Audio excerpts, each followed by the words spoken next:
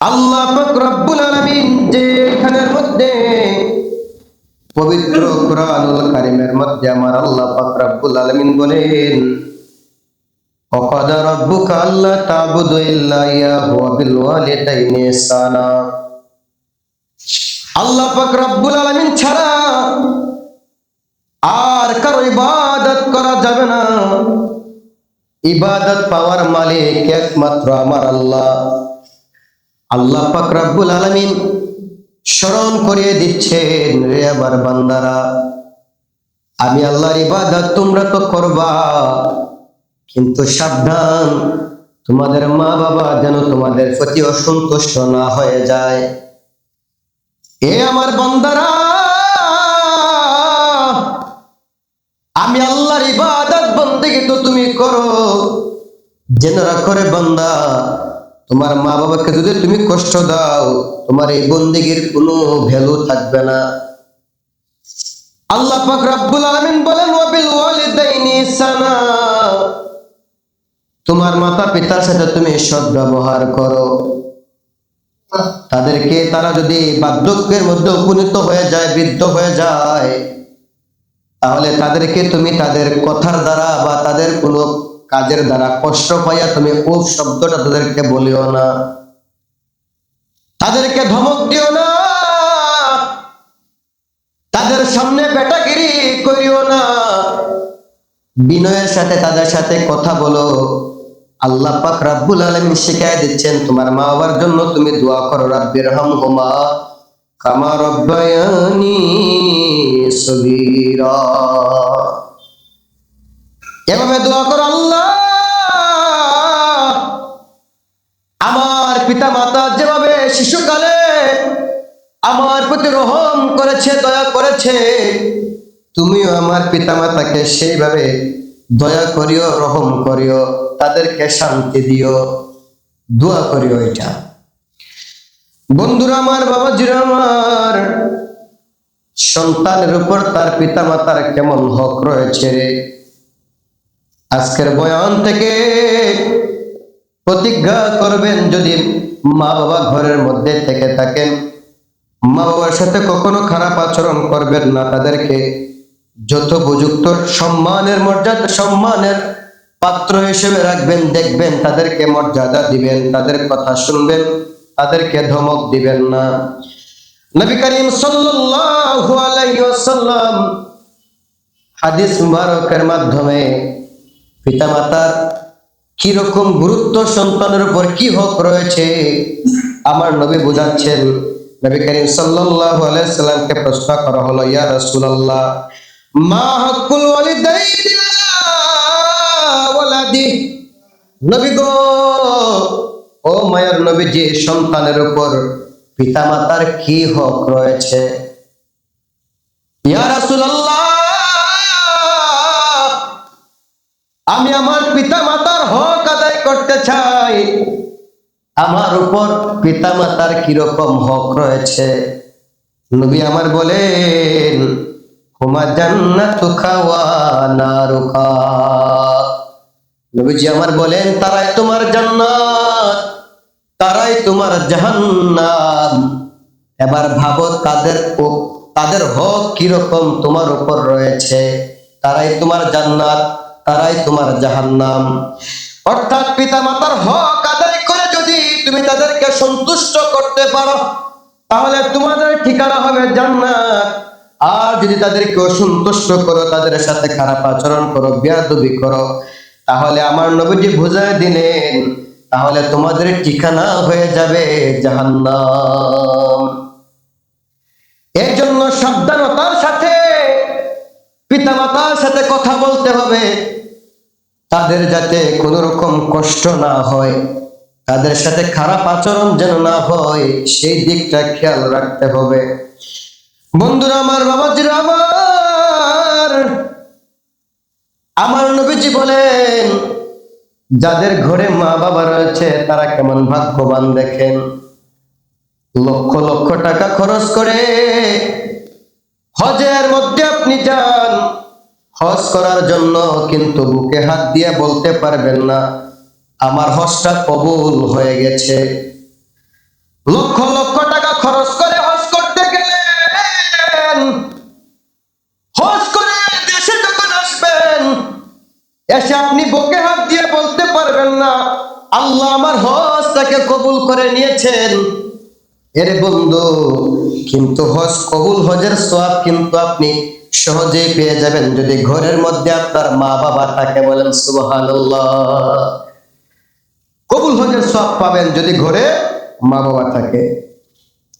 হাদিস শরীফের মধ্যে এসেছে, হযরত ইবনে আব্বাস রাদিয়াল্লাহু তাআলা আনহু থেকে বর্ণিত হাদিস, নবী করিম সাল্লাল্লাহু আলাইহি সাল্লাম ইরশাদ করেছেন যে কোন নেক সন্তান যখন তার মা বাবার প্রতি রহমতের দৃষ্টিতে তাকায়, তার প্রতি দৃষ্টির বিনিময়ে আল্লাহ তাআলা একটি কবুল হজের সওয়াব দান করে দেন। বলেন সুবহানাল্লাহ।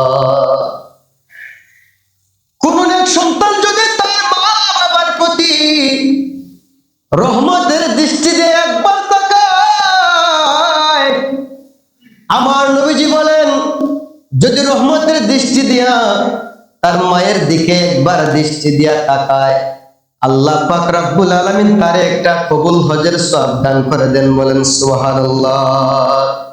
সাহাবায়ে কেরাম আরজ করলেন, ইয়া রাসূলুল্লাহ, নবী গো, যদি প্রতিদিন 100 বার কেউ তাকায়, একবার তাকাইলে তো একটা কবুল হজের সওয়াব দিবেন। ও নবীজি, যদি কোনো এক সন্তান দৈনিক তার মা বাবার দিকে রহমতের নজর দিয়া 100 বার তাকায় তাহলে কি হবে? আমার নবী বলেন, রে আমার সাহাবী, যদি 100 বার তাকায় তবে আল্লাহ পাক রব্বুল আলামিন 100টা কবুল হজের সওয়াব ওই তার আমলনামায় লিখে দিবেন। বলেন সুবহানাল্লাহ। আল্লাহ পাক রব্বুল আলামিন তিনি মহান। তোমাদের কাছে এটা বিশাল হতে পারে, কিন্তু আল্লাহ পাক রব্বুল আলামিনের কাছে এটা বিশাল নয়। আল্লাহ পাক রব্বুল আলামিন চাইলে 100 বার তাকানোর বরকতে আল্লাহ পাক রব্বুল আলামিন 100 কবুল হজের সওয়াব ওই তার আমলনামায় লিপিবদ্ধ করে দিবেন। বলেন সুবহানাল্লাহ। এই জন্য কত ভাগ্যবান যাদের মা বাবা ঘরে আছে, তারা কত ভাগ্যবান, প্রতিদিন মার দিকে রহমতের দৃষ্টি দিয়া তাকাইয়া কবুল হজের সওয়াব তার আমলনামার মধ্যে লিখতেছে। বন্ধুরা আমার, ওই মাটা যাদের জীবিত আছে, ওই বাপটা যাদের জীবিত আছে, তাদেরকে কষ্ট দিয়েন না, তাদেরকে ধমক দিয়েন না, তাদেরকে গালি দিয়েন না। কেন জানেননি ও বন্ধু আমার, বাবার আমার, তাদের সন্তুষ্টির মধ্যেই কিন্তু আল্লাহ পাক রব্বুল আলামিনের সন্তুষ্টি নিহিত, আর তাদের অসন্তুষ্টির মধ্যেই কিন্তু আল্লাহর অসন্তুষ্টি নিহিত। তারা যদি অসন্তুষ্ট থাকেন, আল্লাহও আপনার প্রতি অসন্তুষ্ট থাকবেন। তারা যদি আপনার উপর সন্তুষ্ট থাকেন, তাহলে আল্লাহ পাক রব্বুল আলামিনও আপনার উপর সন্তুষ্ট থাকবেন। এই জন্য মা বাবাকে সন্তুষ্ট করার চেষ্টা করবেন। তাদের ক্রোধ যেন তোমার উপরে না আসে, তাদের তোমার কথাবার্তার দ্বারা যেন তারা কষ্ট না পায়, সেই দিকে তোমাকে খেয়াল রাখতে হবে। কেন জানেন নবী করিম সাল্লাল্লাহু আলাইহি ওয়াসাল্লাম হাদিস মুবারক দ্বারা স্পষ্ট করেছেন, 3 শ্রেণীর মানুষ দুনিয়ার মধ্যে এমন আছে রে, যারা আল্লাহ পাক রব্বুল আলামিনের কাছে হাত তুললে আল্লাহ পাক রব্বুল আলামিন তাদের দোয়া ফিরায় দেন না। লা শাক্কা, কোনো সন্দেহ ছাড়া আল্লাহ পাক রব্বুল আলামিন তাদের দোয়া কবুল করে নেন। ওই 3 শ্রেণীর মানুষদের মধ্যে 1 শ্রেণীর মানুষ হচ্ছে তারা যারা হচ্ছে মাজলুম ব্যক্তির দোয়া আল্লাহ পাক রব্বুল আলামিন কখনো ফেলে দেন না। 2 নম্বর হচ্ছে যারা সফরের মধ্যে থাকে, মুসাফির ব্যক্তির দোয়া আল্লাহ পাক রব্বুল আলামিন কখনো ফেলে দেন না। 3 নম্বর হচ্ছে সন্তানের জন্য পিতামাতার দোয়া, ওই দোয়াটা আল্লাহ পাক রব্বুল আলামিন নিঃসন্দেহে আমার আল্লাহ পাক রব্বুল আলামিন কবুল করে নেন। বলেন সুবহানাল্লাহ। সন্তানের জন্য পিতামাতার দোয়া আল্লাহ পাক রব্বুল আলামিন নিঃসন্দেহে, এটার মধ্যে কোনো সন্দেহ নাই, আল্লাহ কবুল করবেন। এই জন্য মা বাবার কাছ থেকে দোয়া নেবেন। যদি বড় হতে চান, যদি উন্নতির উচ্চ শিখরে পৌঁছাতে চান, অবশ্যই মা বাবার থেকে দোয়া নেওয়ার চেষ্টা করেন। মন থেকে যদি আপনার মা আপনার বাবা আপনার জন্য দোয়া করে দেয়, আপনার জীবন পরিবর্তন হয়ে যাবে, আপনার জীবনটা সুন্দর হয়ে যাবে। আল্লাহ পাক রব্বুল আলামিন মা বাবার দোয়া কখনো ফেলে দেন না, তাদের দোয়াটা কবুল করেন, হোক সেটা নেক দোয়া, হোক সেটা বদ দোয়া।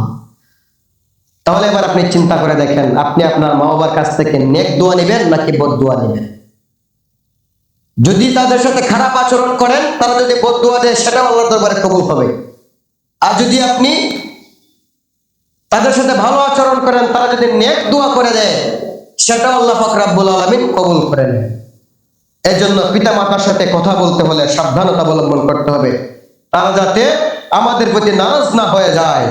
নবী করিম সাল্লাল্লাহু আলাইহি সাল্লাম বলেন, রিদা রাব্বি ফি রিদাল ওয়ালিদাইন ওয়া সাখাতু রাব্বি ফি সাখাতিল ওয়ালিদাইন।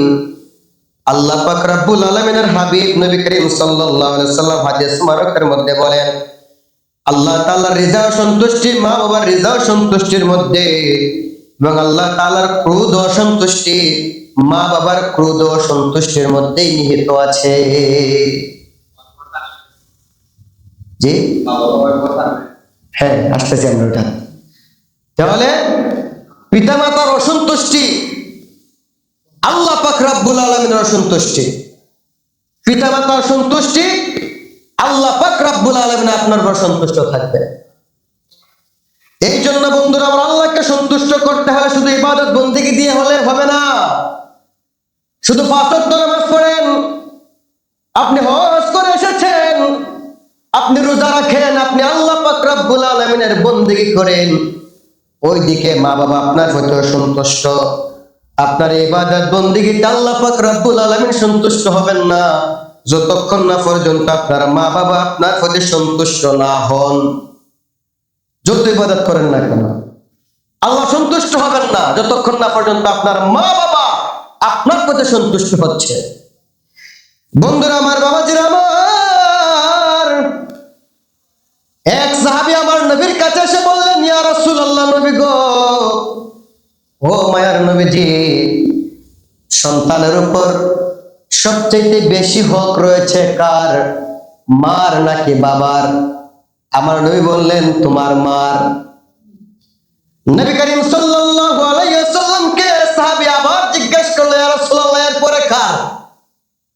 আমার নবী উত্তরে বললেন, রে আমার সাহাবী, তোমার মার, তোমার মায়ের বেশি বেশি খেদমত করো, তার প্রতি তুমি সদাচরণ দেখাও, সৎ ব্যবহার করো। সাহাবী বলল, ইয়া রাসূলুল্লাহ, বুঝলাম, এরপরে কার? নবীজি বললেন, তোমার মার। বলেন সুবহানাল্লাহ। 3 বার আমার নবীজি মায়ের কথা বললেন। সাহাবী যখন 3 বার আমার নবীকে প্রশ্ন করলো, ইয়া রাসূলুল্লাহ, কার? আমার নবী বললেন, তোমার মার, তোমার মার, তোমার মার, 3 বার। সাহাবী আবার জিজ্ঞেস করলো, ইয়া রাসূলুল্লাহ, বুঝলাম, বুঝলাম, এরপরে কার? নবীজি বলেন, এরপর তোমার বাবার। 4 নম্বরে তোমার বাবা। কেন আমার নবীজি মার কথা 3 বার বললেন আর বাবার কথা 1 বার বললেন? অথচ দেখা যায় সন্তানের জন্য মা যতটা পাগল, বাবাও কিন্তু ওই রকমই সন্তানের জন্য পাগল। মা যেরকম সন্তানকে স্নেহ করে, মায়া মোহব্বত করে, পিতাও কিন্তু তার সন্তানকে মায়া করে, মোহব্বত করে। করে কি করে না? করে। মা যেরকম আদর যত্ন করে, বাবাও কিন্তু আদর যত্ন করে। এরপরেও স্পেশালি নবী করিম সাল্লাল্লাহু আলাইহি সাল্লাম মার কথা 3 বার কেন বললেন? বন্ধুরা আমার, বাবারা আমার, আমার নবীজি মায়ের কথা 3 বার কেন বললেন? কারণ এই পৃথিবীর মধ্যে মা একজন মানুষ যে পিতার থেকে অতিরিক্ত 3টা কষ্ট তিনি করে থাকেন, যেটা কোনো পৃথিবীর কোনো বাবা তার সন্তানের জন্য করতে পারে না, সুযোগও নাই, সুযোগও নাই। 3টা কষ্ট এমন রয়েছে যেটা পৃথিবীর কোনো বাবা তার সন্তানের জন্য করতে পারে না। একমাত্র মা এই অতিরিক্ত 3টা কষ্ট করে থাকেন সন্তানের জন্য। এই জন্য আমার নবীজি মায়ের কথা 3 বার বলেছেন। কি সেই 3টা কষ্ট? যে 3টা কষ্ট তার সন্তানের জন্য মা করে থাকেন, বাবা করতে পারেন না। 1 নম্বর হলো এক নম্বর হলো মা তার সন্তানকে পেটের মধ্যে ধারণ করেন। এই যে মা 10 মাস 10 দিন সন্তানকে পেটের মধ্যে ধারণ করেন, পৃথিবীর কোনো বাবা কিন্তু সন্তানকে তার পেটের মধ্যে ধারণ করতে পারে না। এই যে একটা কষ্ট, মা যখন গর্ভবতী হয়, সন্তান যখন পেটে আসে, মা এত কষ্ট করে, যে কষ্টটা কখনো কোনো বাবা করতে পারে না, এই সুযোগও নাই। সন্তান পেটে আসলে মা স্বাভাবিকভাবে হাঁটতে পারেন না, স্বাভাবিকভাবে ঘুমাতে পারেন না, মা স্বাভাবিকভাবে কিন্তু চলাফেরা করতে পারেন না। হঠাৎ করে সন্তান মায়ের পেটের মধ্যে লাথি মেরে দেয়, চলন্ত অবস্থা থেকে মা কিন্তু বসে যায়। এমন কষ্ট মা কিন্তু সন্তানের জন্য করে। পেটে সন্তান নিয়ে মা এমন কষ্ট করে থাকে, যে কষ্টটা পৃথিবীর কোনো বাবা করে না। 2 নম্বর হচ্ছে মা সন্তানকে দুনিয়ার মধ্যে প্রসব করেন। এই যে প্রসবের সময় যে কষ্টটা, একমাত্র ওই মা এই বুঝেন কেমন কষ্ট সেটা। পৃথিবীর কোনো বাবা কোনো সন্তানকে আজও প্রসব করে নাই, যার কারণে কোনো বাবা সন্তান প্রসব করার যে বেদনাটা, যে কষ্টটা, সেটা কখনো পায় নাই, কখনো পাবেও না। সন্তান প্রসব কি কখনো কোনো বাবা করে না, একমাত্র মারাই সন্তান প্রসব করে দুনিয়াতে ভূমিষ্ঠ করে। এই যে সন্তান প্রসব করার কষ্ট, এটা কিন্তু সাধারণ কোনো কষ্ট না। সন্তান প্রসবের সময় অনেক মা দুনিয়া থেকে বিদায় হয়ে যায়। সন্তান প্রসবের সময় অনেক মা গলা কাটা মুরগির মতো ছটফট ছটফট করতে থাকে, এত কষ্ট হয়। ভাবছেন সিজারে ওই জায়গায় দিকে কষ্ট হয় না? এই যে সিজার এখন হচ্ছে আমাদের সমাজে বেশি, সিজারের মাধ্যমে ভাবছেন যে আগের যুগের মারা অনেক কষ্ট করতে, সিজারের মাধ্যমে অনেক কষ্ট হয় না। অসুখ বেদনা এটা সিজারের মাধ্যমে হলেও হয়, সিজার ছাড়া নরমাল হলেও হয়। সিজারের মাধ্যমে যখন প্রসব করানো হয়, তাদের মেরুদণ্ডের হাড্ডির মধ্যে যে ইনজেকশনটা দেওয়া হয়, বড় ইনজেকশনটা, ওইটার ব্যথা কিরকম, যার মেরুদণ্ডের হাড্ডির মধ্যে এই ইনজেকশনটা দেওয়া হয়েছে তারাই বুঝতে পারে এটার বেদনা কিরকম। তাহলে প্রসবকালীন বেদনা, যেটা পৃথিবীর কোন বাবা কখনো সহ্য করতে পারে না, তাদের হয় না, এটা সুযোগ নাই। মার আছে, মার এই কষ্টটা হয় সন্তানের জন্য, এই জন্য মায়ের কথা স্পেশালি বলা হয়েছে। এই জন্য আমার নবীজি অনেক হাদিস দ্বারা বুঝাই দিলেন, ওই প্রসবকালীন সময়ে যে মা তার সন্তান জন্ম দিতে যাইয়া, প্রসব করতে যাইয়া মারা যায়, আমার আল্লাহ পাক রব্বুল আলামিন ওই মাকে শাহাদাতের মর্যাদা দিয়ে দেন। বলেন সুবহানাল্লাহ। যুদ্ধের ময়দানে যুদ্ধ করতে করতে মানুষ যখন শহীদ হয়ে যায়, যুদ্ধের ময়দানে যুদ্ধ করে শাহাদাত বরণ করলে যে সওয়াব আল্লাহ পাক রব্বুল আলামিন শহীদের আমলনামায় দেন, একজন মা প্রসবের সময় ছটফট করতে করতে সন্তান ভূমিষ্ঠ করতে যাইয়া যখন মারা যায়, আমার আল্লাহ পাক রব্বুল আলামিন তার আমলনামায় ও শহীদের মর্যাদা দিয়ে দেন। বলেন সুবহানাল্লাহ। এবার যে সমস্ত মা মৃত্যুর সাথে যুদ্ধ করে বেঁচে যান, তাদের ব্যাপারে আমার নবী কি বললেন?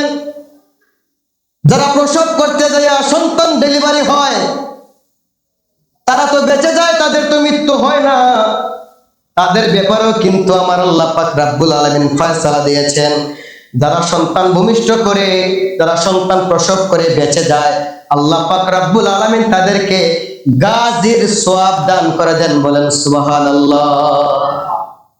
যুদ্ধ করে বিজয়ী হয়ে গাজীর বেশে যারা ফিরে আসে, তাদেরকে আল্লাহ পাক রব্বুল আলামিন যে সওয়াব দেন, ওই সমস্ত মাদেরকে ওই সওয়াব দেন যারা সন্তান প্রসব করে জীবিত অবস্থায় বেঁচে যায়, তাদেরকে গাজীর সওয়াব আল্লাহ পাক রব্বুল আলামিন দিয়ে দেন। সুবহানাল্লাহ। তাহলে সন্তান প্রসবকালীন কষ্ট পৃথিবীর কোনো বাবা এটা পায় না, এটা করে না, যার কারণে তাদের সুযোগও এটা নাই, যার কারণে স্পেশালি মাদের কথা আল্লাহ পাক রব্বুল আলামিন 3 বার বলছে। তিন নম্বরটা কি?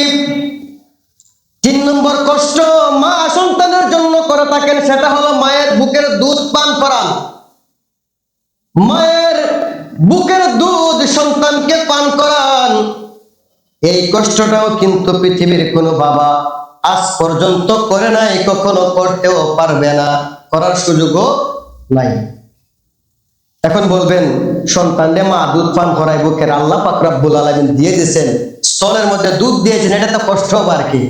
কষ্ট যাদের বিবাহ হয়েছে, যারা সন্তানের বাবা হয়েছেন, মা হয়েছেন, তারা বুঝতে পারবেন যে এই মহিলা, এই মা তার সন্তানকে দুধ খাওয়াইতে যাইয়া কি পরিমাণ কষ্ট করে।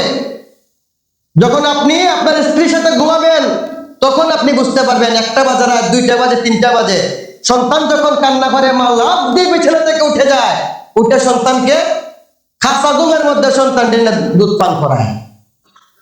এরকম আমি নিজের চোখে দেখছি। তো আমরাও তো সন্তানের বাবা হয়েছি, আমরা সন্তানের বাবা হয়েছি, আমরা দেখেছি তাদের কষ্ট। আমরা গভীর ঘুমের মধ্যে থাকি, কিন্তু সন্তান যখনই কান্না করে মার ইচ্ছা হয় না যে সে ঘুম ভাঙবে এখন, কিন্তু সন্তানের কান্নার কারণে সে কাঁচা ঘুম চোখের মধ্যে রাখাও সন্তানের বুকে ঠান্ডায় না দুধ পান করায়। এটাকে সাধারণ কষ্ট মনে করেন? সাধারণ কষ্ট না। তার এই 3টা কষ্ট মা অতিরিক্ত করে থাকে সন্তানের জন্য, যার কারণে আল্লাহ পাক রব্বুল আলামিনের হাবিব নবী করিম সাল্লাল্লাহু আলাইহি ওয়াসাল্লাম মায়ের কথা 3বার স্পেশালি বলেছেন। এই বলে আপনি বাবাকে তুচ্ছ তাচ্ছিল্য করতে পারবেন না। বাবার কথা একবার বলছেন, এজন্য বাবাকে অসম্মান করা যাবে না, বাবাকেও কষ্ট দেওয়া যাবে না, কারণ বাবা মা উভয়ই আপনার প্রতি সন্তুষ্ট থাকতে হবে। বাবার কথা আল্লাহ পাক রব্বুল আলামিন হাবিব একবার বলেছেন, তাই বলে বাবাকে কখনো অসম্মান করা যাবে না, কারণ আপনার ভরণ পোষণের দায়িত্ব, আপনার মার ভরণ পোষণের দায়িত্ব আপনার বাবাই কিন্তু পালন করছে। দিনের বেলা আপনার বাবাই কিন্তু খেটে অনেক পরিশ্রম করে আপনাদের জন্য অর্থ জোগাড় করে নিয়ে আসছে, আপনাদের লালন পালন করার জন্য। আপনার বাবার অবদান কিন্তু অনেক বেশি আছে আপনার প্রতি।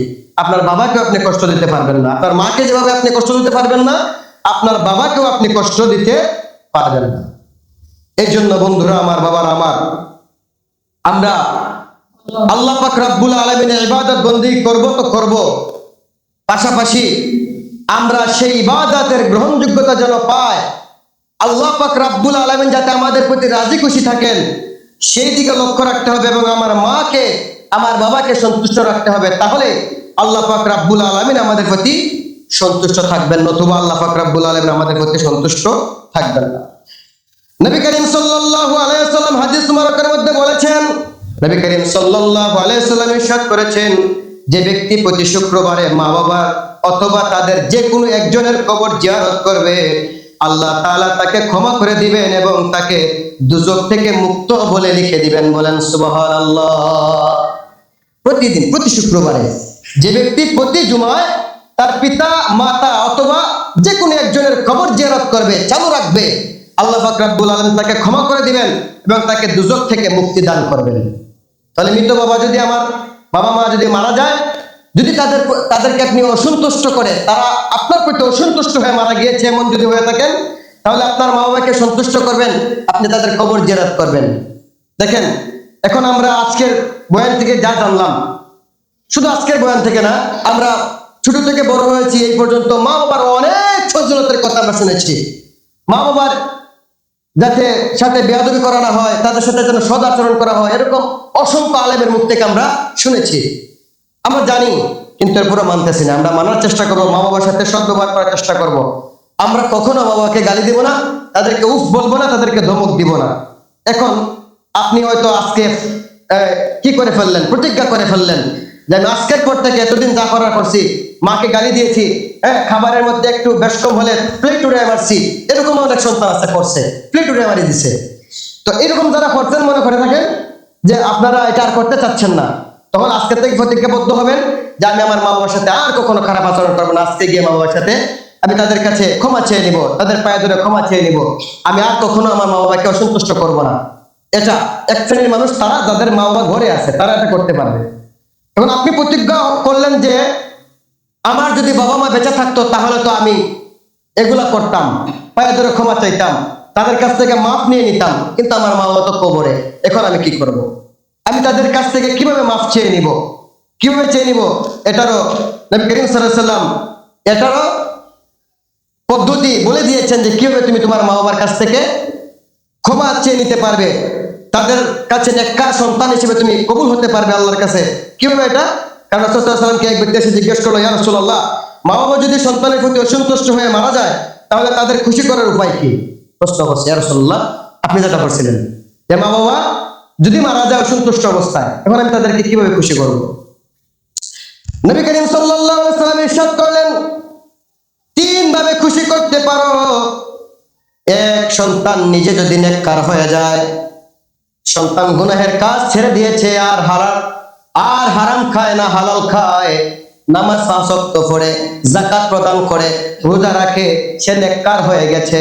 যদি নিজে থেকেই নেককার হয়ে যায়, আল্লাহ পাক রব্বুল আলামিনের হাবিব বলেন ওই সন্তানটা তার মা বাবার কাছে শ্রেষ্ঠ সন্তান হয়ে যায়। বলেন সুবহানাল্লাহ। এক নাম্বার কি? সন্তান যদি নিজে সৎ হয়ে যায়, নিজে নেককার হয়ে যায়, তাহলে মা বাবা তার প্রতি খুশি হয়ে যান। দুই, মা বাবার আত্মীয় স্বজনের সাথে যদি সন্তান উত্তম আচরণ করে, বাবা মা মারা গেছে, ফুফু আছে, খালা আছে, এই যে মা বাবার আত্মীয় স্বজন যারা আছে তাদের সাথে যদি সন্তান তাদের খোঁজ খবর নেয়, তাদের সাথে ভালো ব্যবহার করে, তাদের সাথে সৎ আচরণ করে, তাহলেও আমার নবী করিম সাল্লাল্লাহু আলাইহি ওয়াসাল্লাম বলেন ওই সন্তানের প্রতি তার মা বাবা খুশি হয়ে যান, মরে গেলেও। 3 নম্বর কি? 3 নম্বর, তাদের নামে দান খয়রাত করলে এবং তাদের মাগফিরাতের জন্য দোয়া করালে তারা খুশি হন। বলেন সুবহানাল্লাহ। এই একটা জিনিস, পিতামাতা মারা গেছে, তাদেরকে খুশি করতে চান, তাদের নেক সন্তান আপনি হতে চান, তাহলে তাদের নামে দান খয়রাত করেন। আজকে আলেম উলামাদেরকে নিয়ে খাওয়াইলে আপনি বেদাতের ফতোয়া দিচ্ছেন, অথচ এই যে আলেম উলামাদেরকে নিয়ে খাওয়াইতেছেন, আপনি তাদের নামে দোয়া করাইতেছেন, এটার জন্য আপনি আপনার মা বাবার কাছে নেক সন্তান হচ্ছেন, তারা আপনার প্রতি খুশি হচ্ছে, আর আপনি এটা থেকে মানুষকে বিরত করতেছেন। 40 টাকা বললে নাকি বিদাত হয়ে যাবে গা। আরে মানুষরা খাওয়ান, এটা বিদাত কেন হবে? মানুষরা খাওয়াইতেছে, হালাল খানে খাওয়াইতেছে, এটার মধ্যে আপনারা বাধা প্রদান করছেন। আমরা মা বাবা মারা গেছে, আমার মা বাবা, তার জন্য আমি একটু দোয়া করে দিব, আমি নিজে নাফরমান গুনাহগার, আমার দোয়া আল্লাহ নাও কবুল করতে পারেন, এই জন্য আমরা মায়া ফেরা মসজিদের ইমাম সাহেব বলতে রেখই, মাদ্রাসার আলিমও বলতে রেখই, আসেন না আমার মা বাবার জন্য একটু দোয়া করে দেন। এটার মধ্যে আপনারা বাধা দিচ্ছেন। আর ও তো খারাপ কিছু করতেছে না, মা বাবার জন্য দোয়াই ফাটাইতেছে, তাদের মাগফিরাত কামনা করছে, এটার মধ্যে আমরা বাধা দিচ্ছি। আল্লাহু আকবার। আল্লাহ আমাদেরকে যেন এই সমস্ত এই খারাপ কাজ থেকে আমাদেরকে যেন হেফাজত করেন, আমাদেরকে যেন সঠিক বুঝ দান করেন। আমার মা মারা গেছে, আমার বাবা মারা গেছে, তাদের কবর জিয়ারত করব, তাদের নামে দান খয়রাত করব, তাদের রুহের মাগফিরাতের জন্য আমরা আলেম ওলামাদেরকে দাওয়াত করে খাওয়াবো, তাদের জন্য দোয়া চাইবো। এটা স্বাভাবিক। তাহলে আপনি কি হবেন? আপনি যদি আপনার মা বাবার উপর যদি আপনি যদি আপনার মা বাবার উপরে তাদেরকে যদি কষ্ট দিয়ে থাকেন, আপনার মা বাবা যদি আপনার উপর অসন্তুষ্ট হয়ে থাকে, তাহলে এই 3টা কাজের মাধ্যমে আমার নবী করিম সাল্লাল্লাহু আলাইহি ওয়াসাল্লাম বলেছেন যে ওই সন্তানটা তার মা বাবার কাছে নেক সন্তান হয়ে যায়, মা বাবা তার প্রতি রাজি খুশি হয়ে যায়। বলেন সুবহানাল্লাহ। তাহলে মৃত মা বাবাকে খুশি করার 3টা মাধ্যম আছে। 1, সন্তান নিজে নিজে নেককার হয়ে যাবে। 2, সন্তান তার মা বাবার যে আত্মীয় স্বজন আছে তাদের সাথে ভালো আচরণ করবে। আর 3 নম্বর, মা বাবার জন্য সে দান খয়রাত করবে, মা বাবার জন্য সে দোয়া করাইবে। এই 3টা পদ্ধতি যদি সে বাস্তবায়ন করতে পারে, তাহলে তার মৃত মা বাবা তার প্রতি রাজি খুশি হয়ে যাবে। আল্লাহ পাক রব্বুল আলামিন যেন আমাদেরকে আজকের বয়ান থেকে আমরা যেন প্রতিজ্ঞা করতে পারি, আমি যতদিন বেঁচে থাকবো আমার মা বাবা যদি বার্ধক্য উপনীত হয়ে যায়, বৃদ্ধ অবস্থায় তারা অনেক সময় অনেক কিছু করে ফেলে যেটা ছোট ছোট বাচ্চারাও করে না, এরকম অনেক সময় কাজ করে ফেলে। এই জন্য তাদের খুব বলবেন না, কারণ আপনি যখন ছোট ছিলেন তাদের খেদমতের মুহতাজ ছিলেন, আপনি একা একা হাঁটতে পারতেন না, একা একা চলতে পারতেন না, আপনি যখন প্রস্তাব করতেন আপনি পানি দিতে পারতেন না, আপনার শৌচালয় দেওয়া লাগতো। ওই সময় তো তারা আপনার বোঝা মনে করছে না। এখন আপনি কেন তাদেরকে বোঝা মনে করবেন? তারা এখন বৃদ্ধ হয়ে গেছে, চলতে পারতেছে না, এখন আপনি তাদেরকে কেন আপনি বোঝা মনে করবেন? তারা তো আপনার ওই সময় বোঝা মনে করছিলেন না।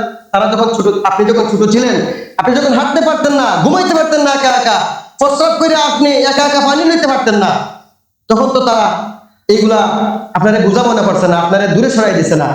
আপনার সাথে খেলাধুলা করছে, বল 100 বার ফালাইছেন, 100 বার আপনার বাবা আপনার তুল্লা দিছে, বিরক্ত হইছে না? আপনার মা আপনার সাথে খেলাধুলা করছে, বিরক্ত হইছে না? এখন তারা বৃদ্ধ হয়ে গেছে, তারা হাঁটতে পারে না, চলতে পারে না, এখন আপনি কেন তাদেরকে বোঝা মনে করবেন? আল্লাহ পাক রব্বুল আলামিন যেন আমাদের প্রত্যেকে যাদের মা বাবা জীবিত আছে তাদের সাথে যেন আমরা সদ আচরণ করি, তাদেরকে যেন আমরা কষ্ট না দেই, সেই তৌফিক যেন আল্লাহ আমাদেরকে দান করেন। সকলে বলে আমিন সুম্মা আমিন। ওয়া আখিরু দাওয়ানা আলহামদুলিল্লাহি রাব্বিল আলামিন। আসসালামু আলাইকুম ওয়া রাহমাতুল্লাহি ওয়া বারাকাতুহু।